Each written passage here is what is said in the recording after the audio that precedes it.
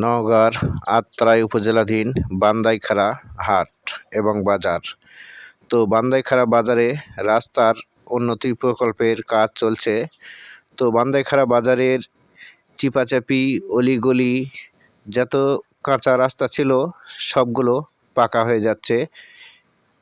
পাকা বলতে ইট পেরে ইটের ছোলিং দিচ্ছে, একে বলে হেয়ারিং রাস্তা। তো এই কাজটি সরকারিভাবে চলছে বেশ কিছুদিন ধরে, আরও অনেক দিন ধরে চলছে। আমি ভিডিও করব এই আশায় ছিলাম, সেই ভিডিওটি আপনাদেরকে একটু দেখানোর চেষ্টা করব।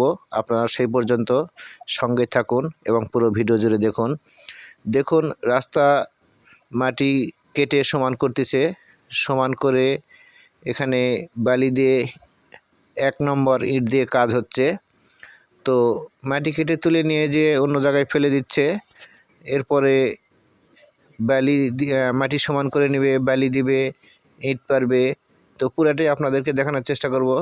কাজ করতেছে আহাদ চাচা, হানিফ মিস্ত্রি, আরও অনেকেই কাজ করতেছে। এখানে বালির ঠিকই মারা আছে, এখান থেকে বালি নিয়ে যে রাস্তা দিচ্ছে, সেটা একটু দেখানোর চেষ্টা করব।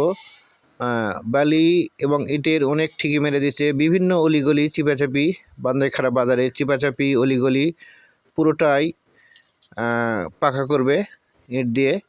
তো এই কাজটি করতেছে নওগাঁর আত্রাই হাটকালুপাড়া ইউনিয়নের চেয়ারম্যান জনাব মোহাম্মদ আফজাল হোসেন, ওনার নেতৃত্বে কাজটি হচ্ছে।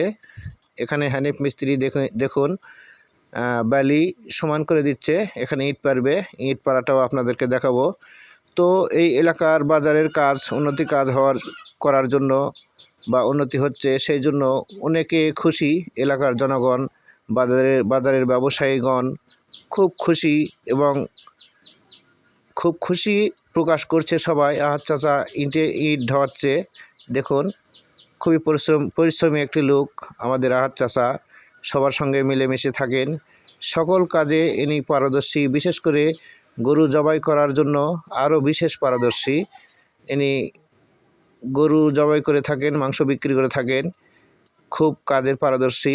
ইনি বিভিন্ন জায়গাতে ফোন দিলে ইনি চলে যায় গরু জবাই করার জন্য। তো দেখুন ইট ঢোয়ালি আসতেছে, ইট পাড়ছে, সেটাও একটু দেখানোর চেষ্টা করব। তো এই দেখুন ইট পাড়তেছে, ইটের ছোলিং। তো অনেকে খুশি হয়েছে। বা আমাদের কাঁচা রাস্তা ছিল, বৃষ্টি বাদল হইলে পায়ে কাদামাটি লাগতো, এখন আর সেটাও লাগবে না। রাস্তা তো পাকা আছে ইনশাল্লাহ। তো এই সঙ্গে বাজারের মধ্যে চিপাচাপি অলিগলি সম্পূর্ণ পাকা হয়ে